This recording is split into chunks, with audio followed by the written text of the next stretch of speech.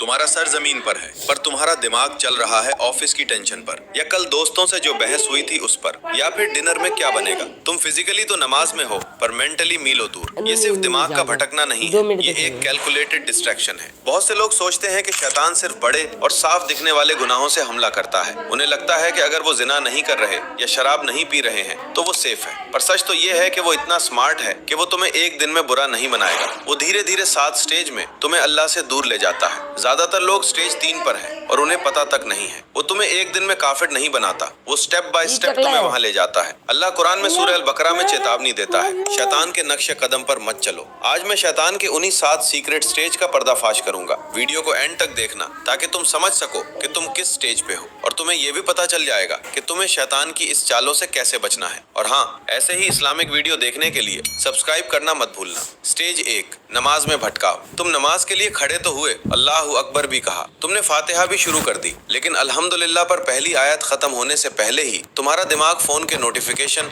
या किसी की कही हुई बात पर चला जाता है। तुम खुद को वापस लाते हो पर दिमाग फिर गायब। सलाम फेरने तक तुम्हें याद ही नहीं रहता कि तुम्हारा दिल एक पल के लिए भी हाजिर था या नहीं। ये तुम्हारी गलती नहीं थी, ये शैतान की पहली चाल थी। सही बुखारी और मुस्लिम में हमारे नबी सल्लल्लाहु अलैहि वसल्लम ने फरमाया है कि नमाज के दौरान शैतान आता है और तुम्हें याद दिलाता है कि तुम ये भूल गए, वो भूल गए। यहाँ तक कि इंसान भूल जाता है कि उसने 3 रकात पढ़ी या 4। वो तुम्हारी नमाज से टुकड़े टुकड़े करके सब कुछ चुरा लेता है और सिर्फ खाली मूवमेंट्स बचते हैं, क्योंकि नमाज हमारी ढाल है और अगर ढाल ही कमजोर हो गई तो आगे का रास्ता उसके लिए साफ हो जाता है और वो हमारा और अल्लाह के बीच का पूरा कनेक्शन तोड़ देता है। स्टेज 2, फर्ज को टालना। अब तुम नमाज में सिर्फ भटक नहीं रहे बल्कि उसे टालने लगे हो। जैसे ही फर्ज का अलार्म बजा तुमने उसे स्नूज किया, क्योंकि वो तुम्हें कानाफूसी करता है। बस 10 मिनट और सो जाता हो। तुमने बहुत काम किया है, तुम थके हुए हो, 10 मिनट तो इधर उधर चलता है। अल्लाह भी जानता है तुम्हें नींद की जरूरत है और वो 10 मिनट 2 घंटे में कब बदल जाते हैं पता ही नहीं चलता। तुम 9 बजे उठते हो और भारी पछतावे के साथ कज़ा पढ़ते हो, और फिर शैतान कहता है कम से कम पढ़ तो ली,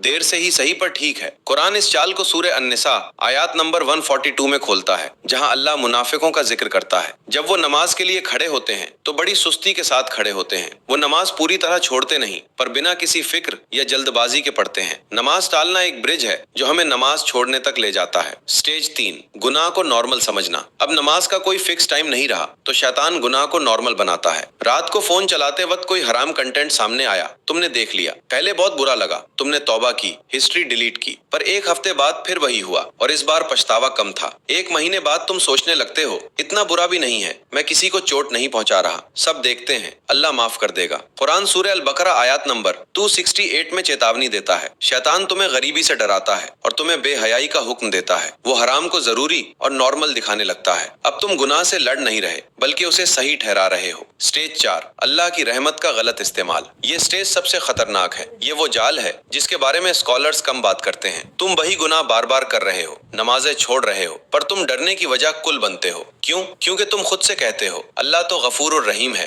वो माफ कर देगा। भाई अल्लाह बेशक रहीम है, पर अल्लाह आदिल यानी कि इंसाफ करने वाला भी है। शैतान तुम्हें सिर्फ अल्लाह की रहमत दिखाता है ताकि तुम गुनाह करते रहो। ये अल्लाह पर भरोसा नहीं, ये अल्लाह की रहमत का गलत इस्तेमाल है। कुरान इन दोनों के बीच बैलेंस रखता है। सूरह उल अराफ में अल्लाह फरमाता है कि उसकी रहमत हर चीज को घेरे हुए है, पर साथ ही उन लोगों के लिए सख्त अजाब का वादा भी है जो हिदायत को ठुकराते हैं। शैतान तुम्हें सिर्फ रहमत पर फोकस करवाता है ताकि तुम रुकना छोड़ दो।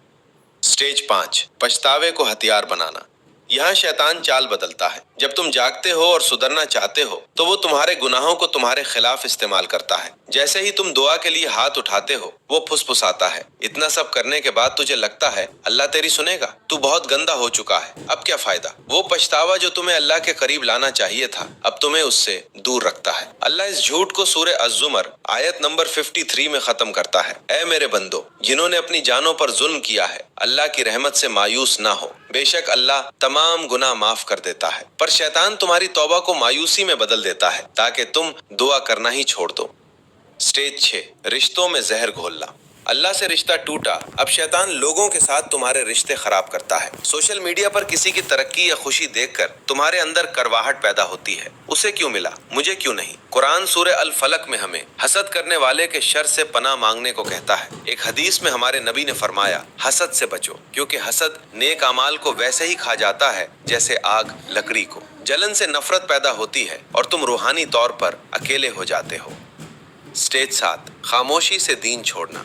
ये आखिरी स्टेज है। तुम खुलेआम ये नहीं कहोगे कि तुमने इस्लाम छोड़ दिया, पर तुम्हारी जिंदगी देखो। महीनों से नमाज नहीं, कुरान पर धूल जमी है। रमजान आता है और तुम रोजे नहीं रखते। तुमने खामोशी से उन सब चीजों को छोड़ दिया है जिनका अल्लाह ने हुक्म दिया था। शैतान तुम्हें यकीन दिलाता है कि यही आजादी है, पर कुरान सूरह इब्राहिम आयत नंबर 22 में बताता है कि कयामत के दिन शैतान क्या कहेगा। बेशक अल्लाह ने तुमसे सच्चा वादा किया था और मैंने भी वादा किया था, पर मैंने धोखा दिया। मेरा तुम पर कोई जोर नहीं था सिवाय इसके कि मैंने तो सिर्फ बुलाया था, तुम खुद आए मेरे पीछे। वो मान लेगा कि उसके पास कोई ताकत नहीं थी, चुनाव तुम्हारा था। अब तक तो तुम्हें पता चल गया होगा कि तुम किस स्टेज में हो, और तुम्हें जरा सा भी एहसास हुआ है तो खुश हो जाओ, क्योंकि एहसास होना ही वापसी का पहला कदम है। हमने 7 स्टेजों को जान लिया। अब शैतान की इस चालों से छुटकारा पाने के लिए मैं आपको कुछ एडवाइस दूंगा, जिसको अगर आप अपनी डेली लाइफ में ऐड करते हो तो इंशाअल्लाह आप शैतान को भगा ही दोगे। नंबर 1, फुसफुसाहट को पहचानो। जैसे ही दिमाग कहे बाद में पढ़ेंगे, जोर से कहो कि ये शैतान ही है। नंबर 2, जिक्र। हमारे पैगंबर ने फरमाया कि शैतान इंसान की रगों में खून की तरह दौड़ता है, पर जिक्र उसे निकाल देता है। औज़ु बिल्लाह तुम्हारी ढाल है। नंबर 3, एक्शन लो। शैतान तुम्हें गुनाहों में जमा देना चाहता है। तुम्हारा दिल ना भी लग रहा हो तो भी 2 रकात नमाज पढ़ लो। एक छोटा सा अमल उसके मुंह पर दरवाजा बंद कर देता है।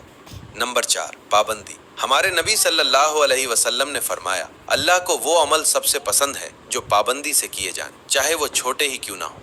नंबर 5, अस्तगफिरुल्लाह की हैबिट बना लो। शैतान को सबसे ज्यादा तकलीफ तब होती है जब कोई बंदा गुनाह करने के बाद तुरंत तौबा कर लेता है।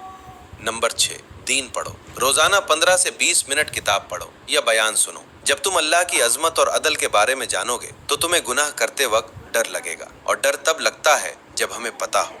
नंबर 7, रात को रिव्यू करो। आज कितनी नमाजें पढ़ी, कितनी लेट हुई, कितनी छूट गई, कहाँ झूठ बोला, कहाँ किसी का बुरा चाहा। अगर कुछ बुरा हुआ तो फौरन अस्तगफिरुल्लाह पढ़कर अगले दिन बेहतर करने की नीयत करो। ये प्रैक्टिस तुम्हें स्टेज 7 तक कभी पहुंचने नहीं देगी। तुम अभी किस स्टेज पर हो, ईमानदारी से कमेंट में बताओ, और लड़ते रहो। जब तक सांस है तब तक तौबा का दरवाजा खुला है।